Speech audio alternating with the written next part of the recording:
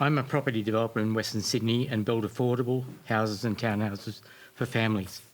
We currently spend on average about 3 years in the approval process and a further year for building itself, with significant expense and at times legal costs to get an approval.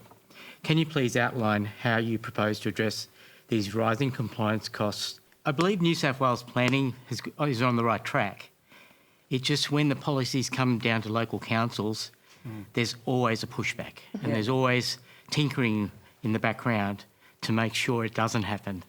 And we start from a position of no, and then we've got to fight backwards to get an approval. And it shouldn't be that way. No. It should be, how can we help you to build these houses? I hear that same story from almost everyone who's trying to build anything other than a normal detached house in our country. And I don't want to... There's some really interesting work that Alan's actually just done recently about the connection between densification and affordability.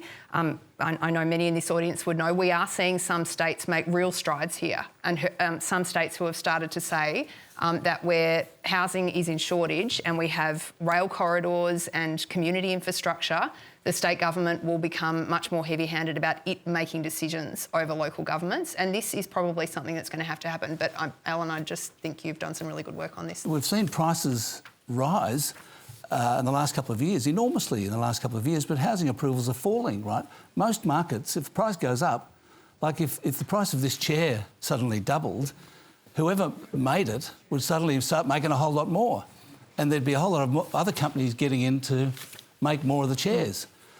But that can't happen. It doesn't happen with housing. Price goes up, it can't respond. And the reason is because of the zoning restrictions. And it's and also the problem of getting labour. The construction industry's hasn't got enough capacity. So the market actually can't respond to the increase in prices.